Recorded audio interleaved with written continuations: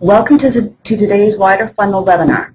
Today you will learn about a dramatic e-commerce sales lift as we show how N3V Games gets 18% more sales from landing page optimization.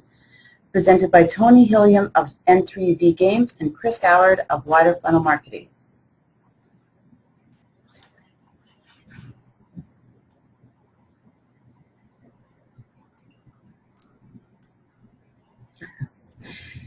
A few housekeeping items before we get started. There's no need to take notes. This presentation deck will be available to you after the webinar. Questions and comments can be asked in real time by using the questions pane, and there will be a QA session at the end. Stick around to the end of the webinar to get the details of free offers for you, including a custom landing page evaluation and discount code for Train Simulator 12. We were planning to have Tony Hilliam of N3V Games join today's call. Unfortunately, due to a personal emergency, he may not be able to make it.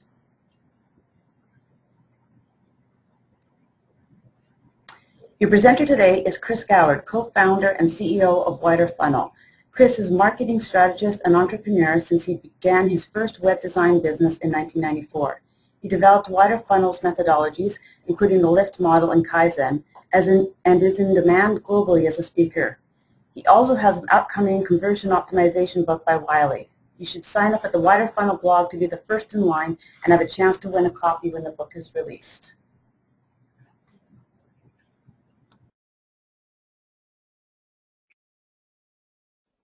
Great, thanks Nancy, and thanks for that kind introduction. And again, we were hoping for Tony to join today's call, and he may still be able to patch in a little bit later in the call, but he's had an emergency come up. So I will do my best to present his slides and say all of the good things that he had to say. But first of all, let's get right into today's content.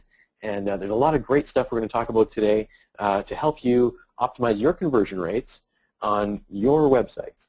First of all, one slide about us. And just to give you some context, some of you may not be familiar with Widerfunnel and what we do. So to give you some context, all we do is conversion rate optimization. We do conversion optimization testing and landing page optimization, which is really a subset of conversion optimization. It's a part of conversion optimization. And I always get this question at the end, so I just want to clarify right now. When we run tests for our clients, we do everything, including the web analytics, the planning of the test, heuristic analysis of the landing pages and website, the copywriting, wireframing, graphic design, HTML, and technical implementation support. And so everything's included. We also do web analytics to support testing. And another service that our clients have begun asking us to provide, and that we're starting to offer now, is unbiased AdWords audits. In a lot of cases, what we've found is that for AdWords and paid search in general, the fox is watching the hen house, right? Where the paid search company is reporting on the AdWords results, and not surprisingly, what we've found is that in our analytics work, we've often found insights on how to improve AdWords. And so it's been just sort of a side effect that we've had of providing these insights, and it's helped to improve AdWords campaigns, and now we've offered it as a standalone service, and a lot of people are really enjoying that and getting a lot of benefit out of it. So our client results, every client that's worked with us for multi-test rounds has a conversion rate lift of between 10% and over 400%. All right, so let's get right into today's content. We're going to start with a testing game. We always like to start with a little warm-up to get everyone into the content and demonstrate really how conversion optimization works. And I'll start with one that we've been working with this company for quite some time now. It's allpopart.com. It's a fantastic business that out of Florida. And what they do is when you upload a photo of your family or yourself or friends, you can choose a style of artwork, and they'll actually create a custom artist-designed canvas for you in a variety of styles. So you see the one here in front of you, and this is a Warhol style. It's one of their most popular styles. But their search traffic is getting more expensive, and they're facing increased competition from low-priced competitors in Asia and around the world. And so they needed to really focus on improving their conversion rates to their website. And this is for e-commerce conversion rates, a highly competitive industry. So they need to get more e-commerce sales. The example I'm going to show you right now is for their product pages that are site-wide product page templates. So visitors are arriving from paid search, landing directly on these pages, and they needed to improve their sales. So here are two variations that we tested. And the one on the left is where we had value proposition buttons where you clicked on these and opened up light boxes for more information about the product. And on the right, we had a nice big call to action at the top of the page with the options for customizing the artwork. So you could choose the materials, the frame style, and that sort of thing. And then on the variation B on the right, we emphasized the value proposition in the iFlow with text-linked bullet points that, again, open up the light box.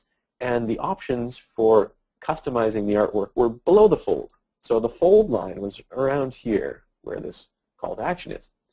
So what we're going to do is actually turn on a poll now, and you can guess on which variation you think had the highest sales. So we'll open up the polls, and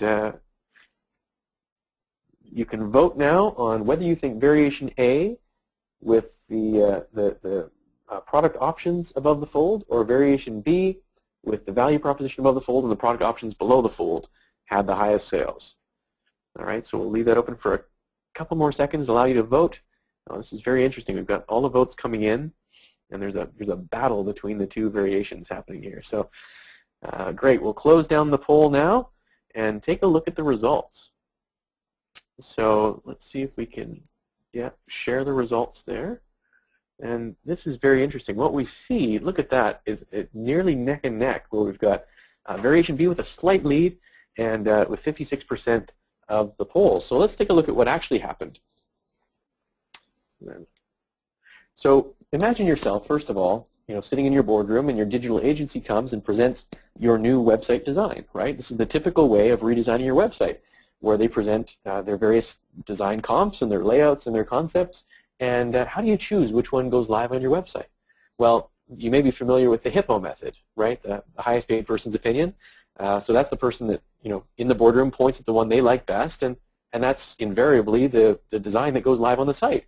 Other companies use a modification of that, which is we call the black turtleneck method, where the person in the boardroom wearing the sunglasses and the black turtleneck points at the one they like, and that's the one that goes live because they obviously know best.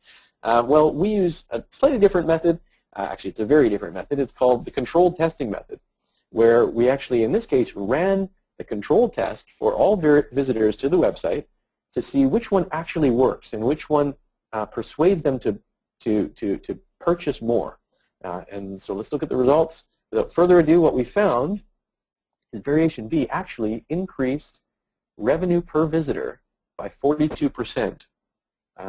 Now, what was interesting is that it had a 28% lift in conversion rates, but actually the average order value was higher, so it ended up getting a 42% lift in revenue per visitor. So that, obviously would have an impact on the business, right? And even more than that, what we found is a marketing insight, where what we're seeing is that because of the perceived complexity of ordering this product, especially for landing page visitors, we need to give them more value proposition content before getting them into what can be seen as an overwhelming process of choosing your options. And doing that throughout the site has increased conversion rates substantially. And we continue to test throughout the templates on the rest of their site and continue to see improvement on other templates in their category pages and search results pages and home page and a variety of other areas. All right, so let's take a look at another example. This is for Electronic Arts. What they needed to do here for their Sims 3 game was to increase their game registrations. So this was a key business driver for them, where they were building their community of registered players. So they already had bought the game, but now they can use them, this network or community of players to actually have upsell opportunities and add-ons for the game. So they needed to get more game registrations. What we did is test an area of their website that's actually within the game. So this is really unique, where they had this game launcher window where you click the icon to open up the game, And you see on the right-hand side, these are actually pulled from the web. So these are little web pages. So this is really a lot like a landing page where people are arriving on this game, and we've got to tell them, give them a reason to register their game now. There was a variety of benefits to registering the game. They got free points that they could spend on add-ons for their game. They got a free town that they could add on to their game. So Sims 3, if you're not familiar with it, you create a little universe of your own, and you walk around in character, and you can have interactions and buy things, and get new hairdos and sets for your town and that sort of thing.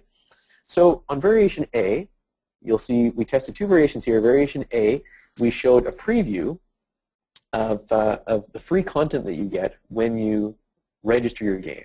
So you can see that you get 1,000 free points in a free town. You get to shop at the store, and there's free downloads in the exchange. So this gives them a preview of all the great benefits they get to registering. Variation B really emphasized one of the main benefits, which was get 1,000 free points that you can use now to customize your game, and these are some of the most popular sets on the right that people can download for those 1,000 free points. So let's open up the poll, and you can guess which one you think had the highest game registration conversion rate. And we see votes coming in now. So remember, A was giving a variety of all the benefits, where you got the free points, free town, and the preview of some of the great things you can download. Variation B was emphasizing the free points. So we see votes coming in. This is good. We'll close down the poll now. You've got to act quickly here. Look at the results. Look at that. 75% voted for variation B, and that was with 76% of you voting, so fantastic. And let's look at the results. What we actually see is right on. There was a 79% conversion rate lift with this variation. So let's take a look at another one.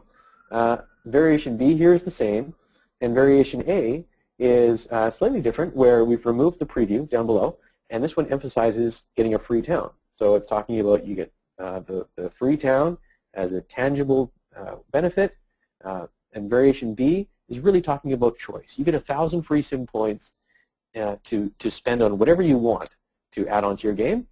And the important thing to note here is that the offer was actually exactly the same in both of these cases. So you actually got the same benefits in both, and in both cases, all of the benefits you get are actually listed in here. It's all about emphasis. So which one do you think had the highest game registration rate? Let's open up the polls again and get your votes. Remember, variation A was emphasizing the free town. Variation B was emphasizing 1,000 free points that you can spend however you want on whatever you want. So the votes are coming in fast and furious. Right, this is very interesting. So let's close it down again and take a look at the results. So it's very similar to the first round, where a lot of people prefer that 1,000 free points offer, 65%.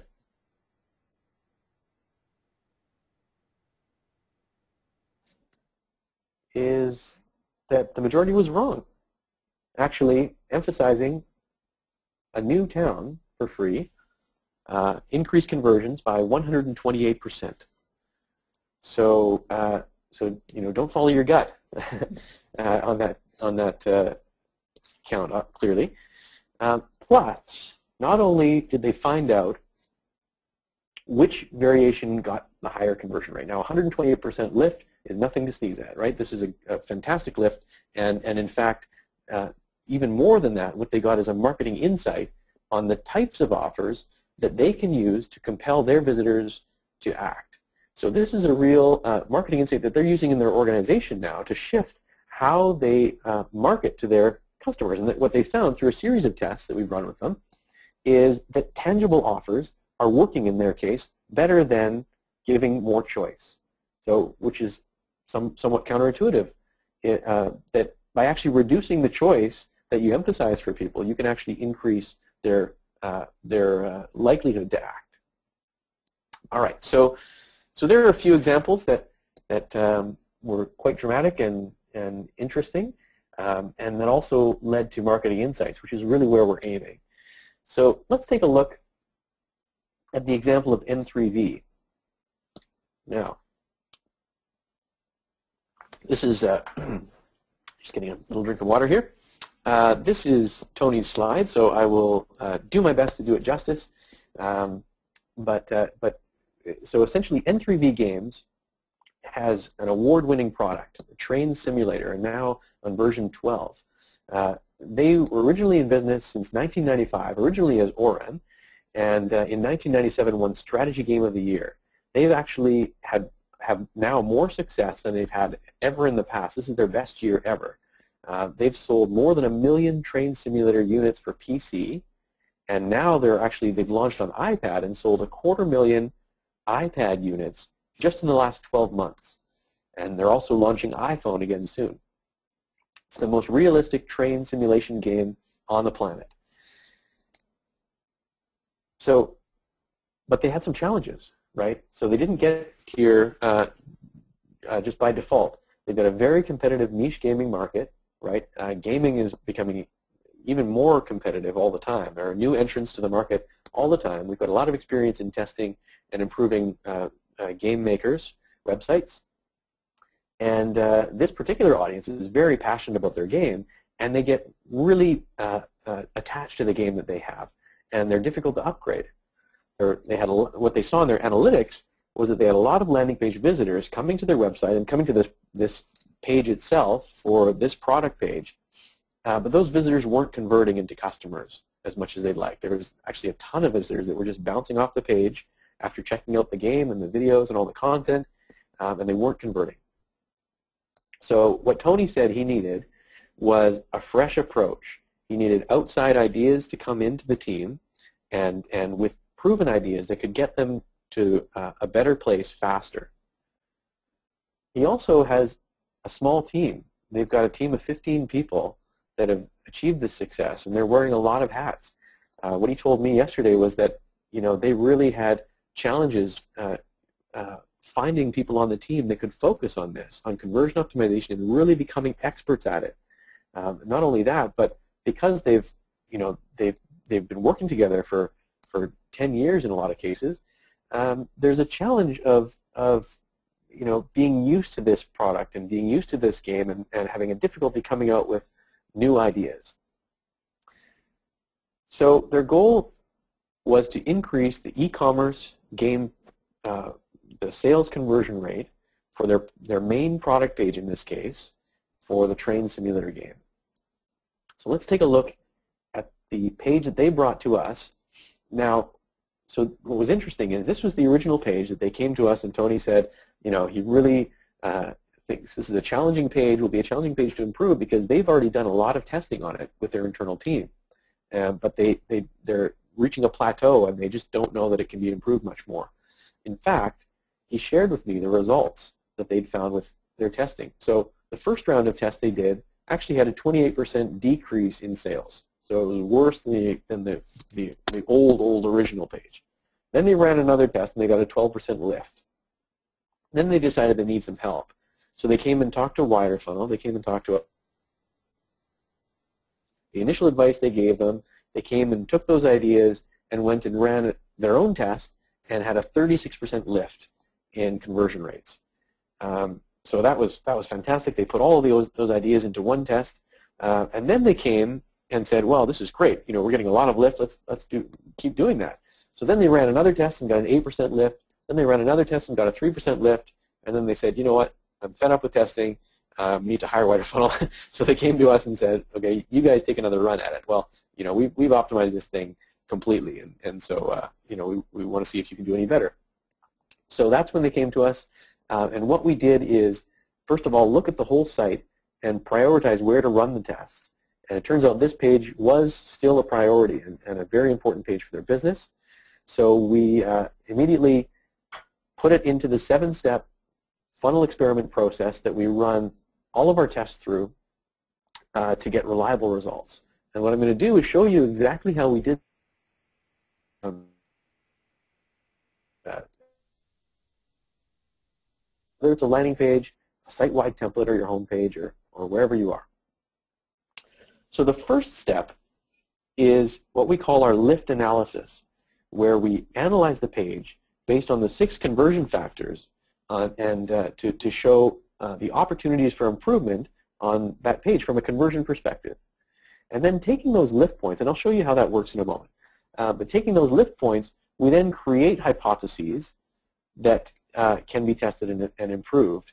So we create the hypotheses, and then a funnel experiment map is the test design document that includes the test strategy and the wireframes and the test plan, essentially, for how that test will be run. So I'll show you the rest of it in a moment, but first of all, I want to underscore the most important part for getting results in your conversion optimization testing, and that is creating powerful hypotheses.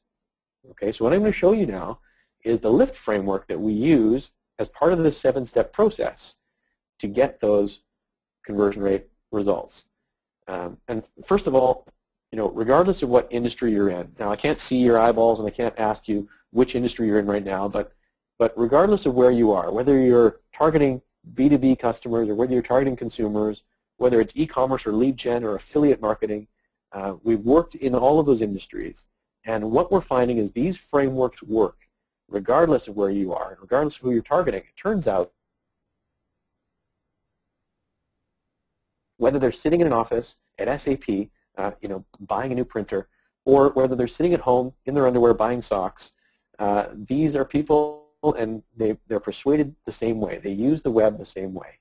And so you can use these frameworks yourself. Now, all of these are our clients that we've worked with to improve their conversion rates. You recognize some of these names, but essentially I show you this to show you that it works in all industries. Okay, so let's take a look at the LIFT framework. And some of you may have seen this. It's a very popular conversion optimization framework that's had a lot of popularity around the web. So I'll give you a brief overview of how it works and then show you the example for N3V. The LIFT framework essentially shows the 6 conversion factors that influence your conversion rate. Now the first and most important is the value proposition. The value proposition is the full set of perceived costs and benefits in your visitor's mind for taking the action on your page. Now, it's important to note that I say perceived benefits because and costs. They often include tangible and intangible things that are only in the mind of the visitor. So you've got to really put yourself in the shoes of your visitor and your target audience to understand how they perceive your company. How do they perceive your credibility and your brand? How do they perceive the benefits that you're offering? Do they have high value to them? So we look at the value proposition, and if the equation is positive and the perceived benefits are more than the perceived costs, the conversion will happen. If not, if the costs are greater, then it won't, and the visitor will leave perhaps a little frustrated. So we can test a value proposition with things like product augmentation, with credibility indicators. Even graphic design can help to improve the value proposition on the page. So that's the first of the 6 factors, and then we look at factors that will increase the communication of the value proposition. The first one is relevance. Now, relevance includes several factors. It's relevance to the source media, to where they're coming from, and relevance to the visitor's needs is very important. And there's some simple tactics you can do in relevance. Things like, just looking at your incoming keywords and your paid search ads, incoming banner ads and affiliate links, wherever traffic is coming from your email campaigns, wherever it is.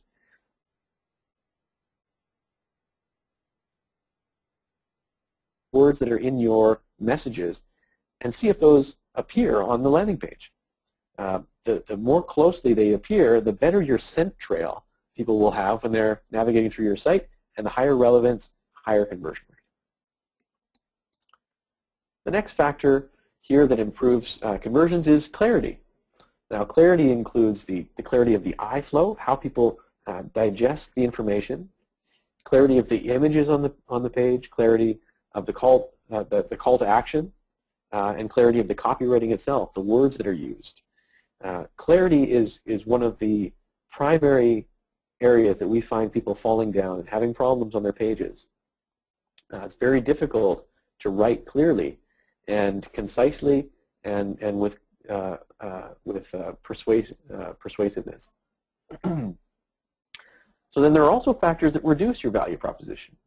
Now, keep in mind that your value proposition is the core, but all of these surrounding elements enhance or detract from how strongly your value proposition is communicated.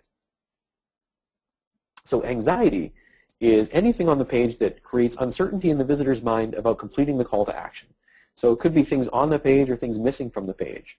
We talk about security indicators. A lot of people believe that security indicators should be very prominent on the page, but you got to be careful about that. For example, we've tested that and found in some cases that creating too much emphasis on security indicators can actually reduce your conversions and your sales. So another factor in anxiety is form fields, right? How much information are you asking from people before they can complete the action, get what they want? Distraction or lack of focus is also a significant detractor conversion rates.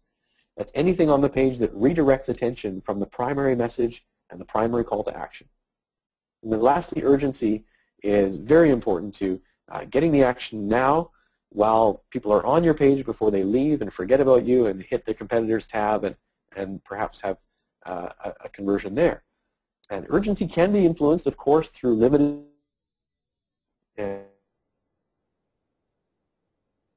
but urgency can also be influenced through the tone of the presentation. Just creating excitement can create a sense of urgency. All right, so that's the the lift model. Let's take a look at how we used that in the case of N3V to analyze this page and then create hypotheses to test. All right, so this was the page, and so here are some of the high priority lift points that our strategists identified on the page. First of all, a clarity point with some visual weakness in the call to action presentation, combined here, next point here, with a prominent image. So this train image actually redirects attention from the primary call to action. So what happens here is someone arrives on the page, their immediate impulse is to look at this strong image and then down to the copy. And so what's happened is they've missed the call to action, which is actually above the most prominent thing on the page, above the image. So that's a problem.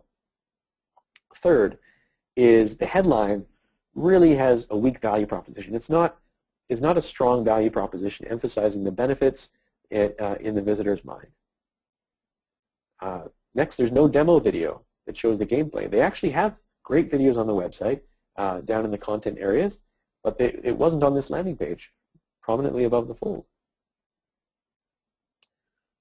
There's a review here, what fans are saying, but it's not clickable. So there's a user expectation that when they see stars, they can click on them and see more information about reviews or other reviews, maybe less favorable reviews, but it's not clickable. That creates some anxiety in the visitor's mind and saying, well, why is it not clickable? What are they hiding? What are the other reviews saying? Inconsistent columns disrupts the eye flow. So you can see that there's a wide right column and then narrow and then it comes down wide. You might be thinking, well, that's just a really minor element. How important can that be? But what we found is that anything, there are many design elements and layout elements that actually increase the mental processing power required to comprehend the content on your page. And anything we can do to make that easier can actually decrease the cognitive load on the visitor and increase their capacity to understand the content you actually want them to be processing, the copywriting. So it's an important point to think about how easy it is for your people to consume the content on the page. Next point here is that two-column copy with the same content is actually difficult to read. You've got to read down one column and scroll back up and read down the next one. There's a long list of features. One of the most difficult parts for marketers is to actually reduce your copy. It's very difficult. We're terrified sometimes that we're going to leave something out that might be important for people to make a decision to buy. So, but that's important to do, to write concise copy. Also, low contrast headlines reduce the readability, right? So there's these orange headlines that, again, make it difficult for people to read and don't jump out from the page. And lastly, it's really a text-heavy page for a visual game. So it's not necessarily reinforcing the value proposition that, this is an interactive, visual, stimulating game that people can play. So that's an important concept also to think about, is the way you communicate your content actually reflects on your product itself, on your value proposition. If your website is difficult to use and your product you're trying to communicate is easy to use, well, there's a conflict there, and it makes it difficult for people to understand. If you've got a very visual product, a visual game, and yet your landing page is text heavy, those do not reinforce each other. So it creates a dissonance in people's minds. Okay, so these were some of the most important lift points. We had a lot of others, actually. There were 17 lift points that we identified on this page. But these are the important ones I wanted to highlight for you and then show you how we took these to create the variations that were tested. So first of all, we went to the next step to create the funnel experiment map, and that really outlined the test plan, where in this case we were testing an ABN variation, which just means that we tested more than 2 variations against the original control. And I'm going to show you that the conversion we tracked was the post-purchase thank you page. So we tracked all the way through to purchase. And so now we're at step 3, right? We've done our lift analysis, and then we take those lift points, create hypotheses that we can test, then create the funnel experiment map, and then we actually run the rest of those steps. And what's important to note here is that we've gotten to step 4 before we've even talked about a graphic design or copywriting, because there's a lot of people that are running conversion optimization or think they're running good conversion tests, and what they're doing is throwing a designer in the room and just saying, come up with a bunch of variations, come up with a bunch of different button designs, and let's see what sticks. Let's go and just test a bunch of different things. But it's not run with a strategic perspective of aiming for marketing insights, identifying conversion problems, and using that as the driver into the graphic design and copywriting phase. You can get a lot better results by starting with the strategy.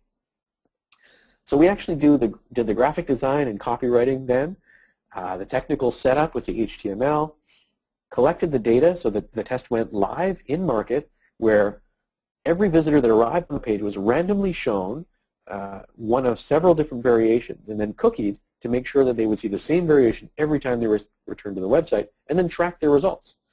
So after collecting lots and lots of data over a couple weeks, because they get a lot of traffic on their website, we were able to analyze the results and come out with a statistically significant learning about the variations that actually performed best. So let's take a look at the variations we ran, and then we'll look at the results. All right, so here's the first variation that we're going to look at. We'll look at 3 of them today that we ran. And so variation A is a static image with a new headline, value proposition content. So these were the very important bullets that our copywriter developed to encapsulate the important points about the product. A call to action on the right column.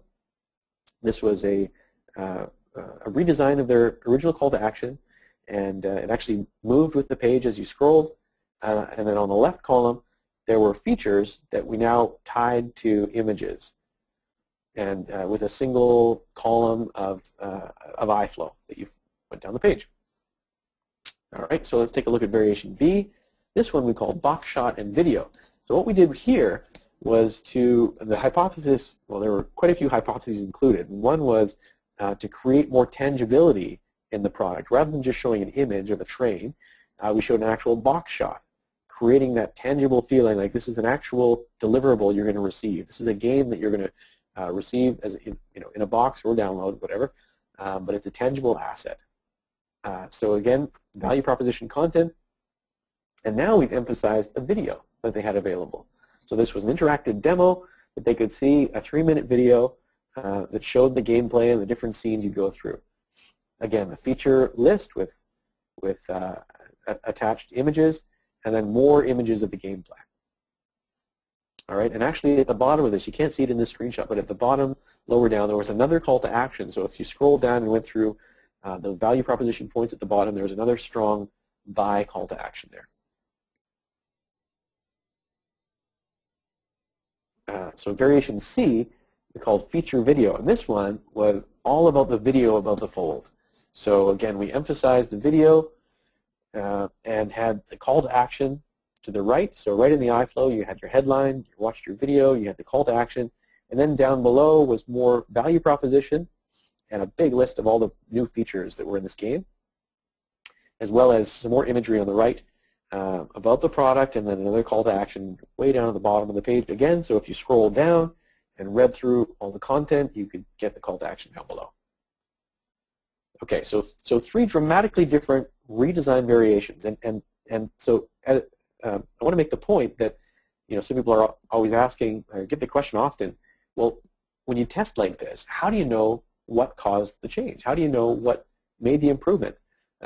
And that's an important question. There are two different types of tests. One where we're trying to get a big win and make a conversion rate improvement, and another where we're trying to isolate to learn what actually impacted the conversion rate. And often we're mixing those two. So we'll create these dramatically different approaches as well as isolating elements within them. So we'll run several other variations to find out which headlines work best, or which buttons work best, or which images or which videos, and really isolate those things.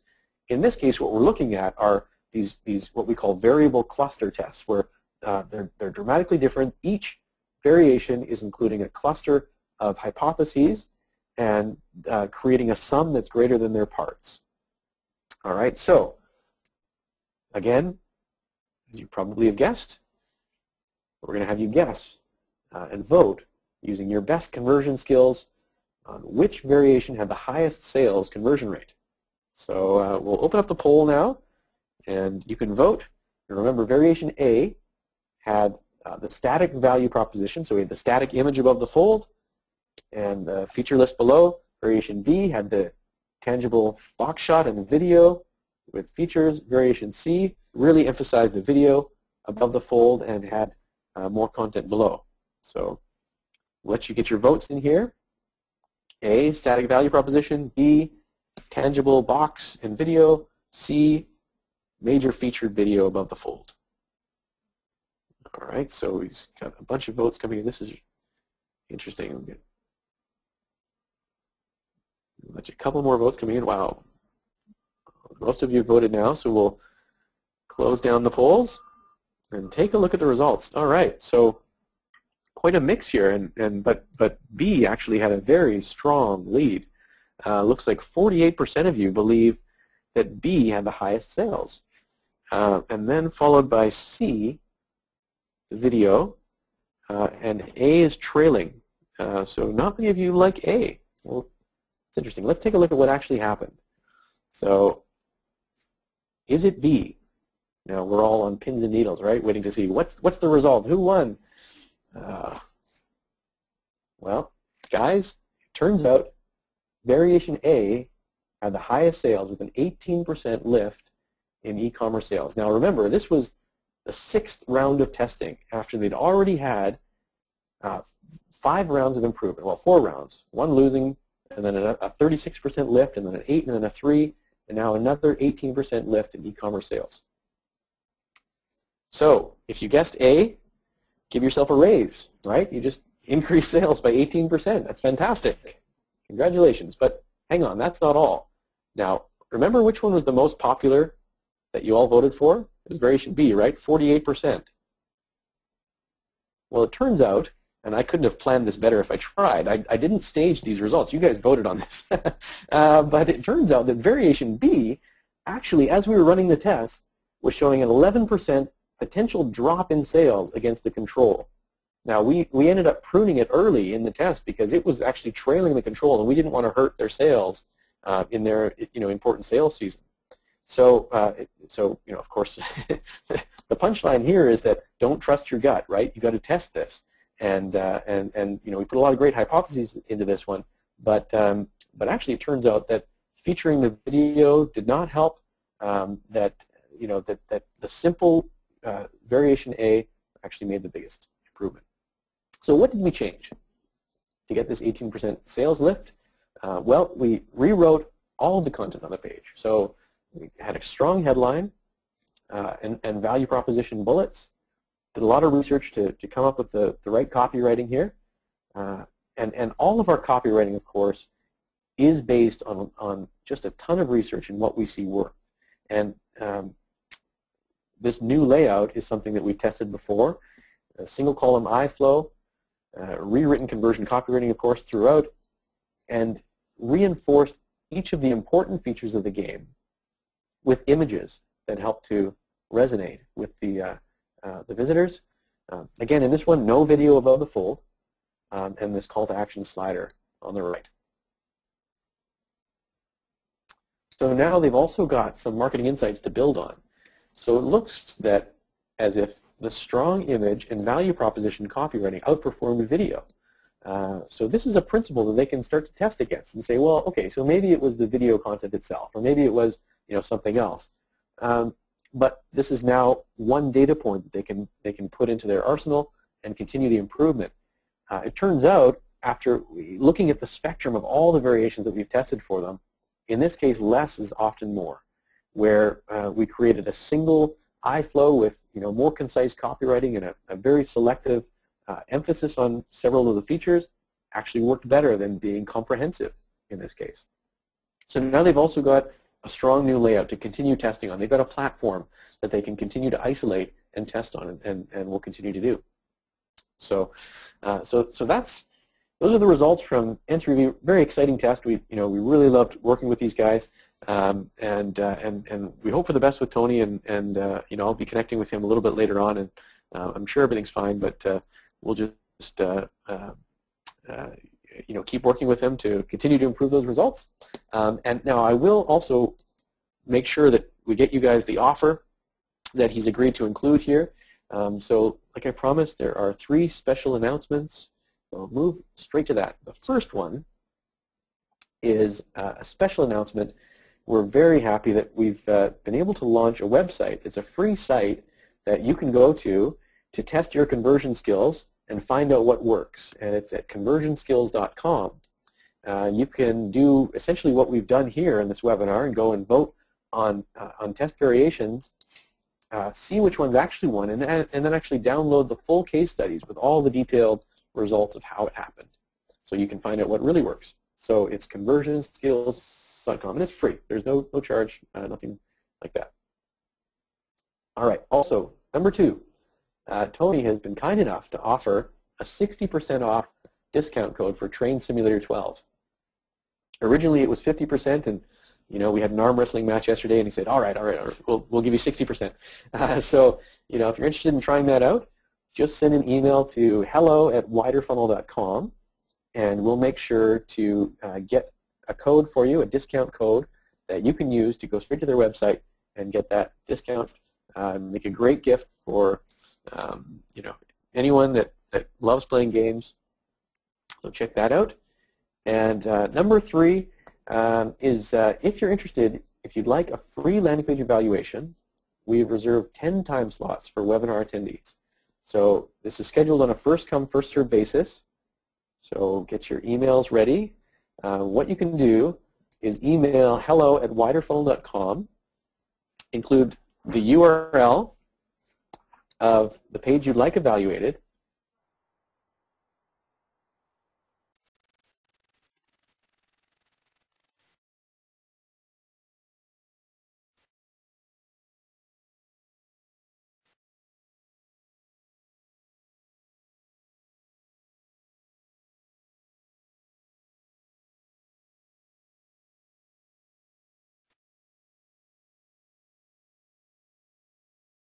All right, so we just had a little bit of a technical glitch here, but we have a few more minutes that we can answer questions. So if you have questions, we can take those now. All right, so first of all, can we get a copy of this presentation? Yes, we will email a question or the copy of the presentation out for you. Other questions? 30,000 per month to the page or the site? Yeah, well, 30,000 for the site, and ideally for the page. The more traffic, of course, the merrier for testing. but if it's 30,000 for the site, we can get you into the offer. Right. So let me just how much? Here's a question. How much does the button being higher on the page count? That's from Jan. It counts a great deal, actually. We've done testing isolations where testing call to action above the fold and below the fold, and isolating that element had a significant improvement in every case by having the button high on the page. Now, we also want to have buttons throughout the page, so having high call to action as well as lower on the page where people are consuming content, especially if you have a long page, can be very important.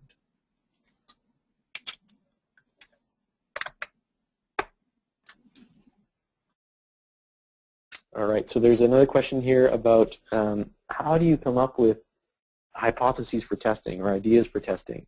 And that's a good question. We actually, we've been testing for 5 years now, and we're actually creating the world's largest database of test results across industries. So actually we're able to get results faster by looking into this database and seeing what's actually worked in the past and how we can pull ideas that in similar situations and scenarios to get those test results. We have a team of strategists that's cross-disciplinary to do that. So it's really important to have a variety of perspectives to get those results. You want to have people that take perspectives of usability, of graphic design for conversion, of copywriting for conversion, and marketing strategy, and all of those things combined. So if you can pull together a cross-functional team, that'll usually get the best results. All right, so here's a question here. I work with someone who believes content is important. How do you successfully argue that writing an essay to explain a paragraph is actually dangerous, right? Well, you know what? It's a good comment, and you're right on it. And of course, the easiest way to combat mistaken beliefs is with data. But you're on the right track, and certainly through all of the testing that we've done, one of the most important principles of conversion is concise copywriting. And often I'll tell people, cut your copy in half, and then cut it in half again, and you're probably getting to about the right level of copy. Now, the caveat there is that principle goes out the window completely if you're taking a specific approach called the long copy approach, but that's a science unto itself. So the only way that works is with particular product categories and industries, and with a copywriter that really knows how to create a compelling long copy story, then it works very well. But if it's just copy for the sake of explaining copy, it doesn't work. And to the point, more quickly, we'll get better results. There's a quote that's attributed to a variety of different authors, Abraham Lincoln and amongst others, that says, my apologies for a long letter. I would have written you a short one if I had more time. And that's really sort of encapsulates the challenge of short copywriting. It's very difficult, but it's well worth the effort. Right, so will there be a copy of the audio? Yes, there will be. And I believe we've still got recording of the Q&A session happening here. We had a little battery challenge, but hopefully it's still all recorded, and we'll make sure we get that out for you. Right, so thank you. There's a couple other comments. There's a question, do you test only landing pages? So we actually, no, we test a lot of landing pages, but actually a lot of our work is testing site-wide templates and helping people with actually redesigning their website using an evolutionary site redesign process. So rather than the traditional method of website redesign where you throw out the old design and use the hippo method or the black turtleneck method to implement a new design, often that's incredibly risky. And we've seen a lot of companies take a huge hit in their conversion rates by flipping the switch to a new site design. So we're taking a different approach now, that we call evolutionary site design, where we go through and test all the templates on a website, and through an evolutionary iteration, we actually get dramatic conversion rate lift and redesign the website at the same time. So rather than just testing or improving or redesigning a website based on gut feel, we're actually testing design improvements. Question here: why did V result in decreased sales? Yeah, well, good question. And because it's a losing variation, we haven't gone in and really parsed it to test all the individual elements to find out which part of it caused the biggest drop in conversions. But there's always 20/20 hindsight, right? When you go back and look at it, and but what we found in general through the testing of several different variations for this site is, like I said, less content in this particular case actually worked better, and variation B had the most content of all of them. So it had more features, it had more videos, more screenshots, and it turns out that just created more distraction for this audience. And so by really taking that effort, again, reinforcing the comment about reducing your copy, by really focusing on the main important features with selectively chosen images and content, we were able to increase conversions much more than by being comprehensive and showing all of the different features. All right. Question about digital versus download. Yeah, we have that information, proprietary information about their product, but yeah, but you're right. There was a mix of boxed downloads or boxed shipped versions and downloads. In general, I can comment on the industry that certainly there's a shift dramatically toward software downloaded versions rather than boxes. I mean, I think that's pretty clear. Yeah, but we don't have data to share based on the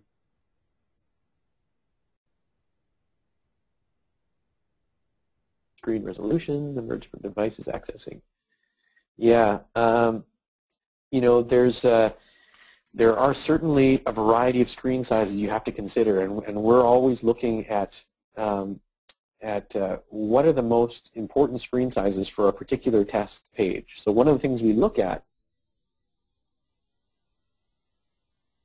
is there are a lot of people accessing with mobile. I mean, if you were to go and look at your blog, for example, if you have a blog, you'll most likely see an increase trend over time at people accessing it through mobile devices. Your product pages may be less so, but we can segment that. So by creating standalone mobile pages, we can get better results by designing them, because of course you can sniff out the screen size, and so that's certainly a best practice that we recommend. But there's still, the majority of people are still using desktops. So with even though mobile's increasing in importance, it's a rare site that has more than single-digit mobile devices, unless it's oriented toward mobile. So you want to take both into consideration and design for each type of device that's coming in. There's another question, just out of curiosity, how did C perform? C, it did perform better than the control. I believe it was a single-digit improvement. I don't have it on the top of my head, but it was performed not quite as well as A, and not quite as poorly as B, but did perform better than the control. So, for any other questions, we'll get back to you. And if you have other questions, feel free to send us an email at hello@widerfunnel.com, and we'll make sure we get back to you as soon as we can. And so thank you for your time, and we'll wrap it up now. We're at the just past the 2:30 mark Pacific time, and so we'll wrap this up and get back to you individually. So, again, feel free. Contact us at hello@widerfunnel.com. Always interested in having conversations. Or visit the blog, widerfunnel.com/blog. And there's a conversation there that can be started. There's a blog post there about the webinar. Feel free to go in there and add questions, and we'll have a discussion at that point. So thanks again,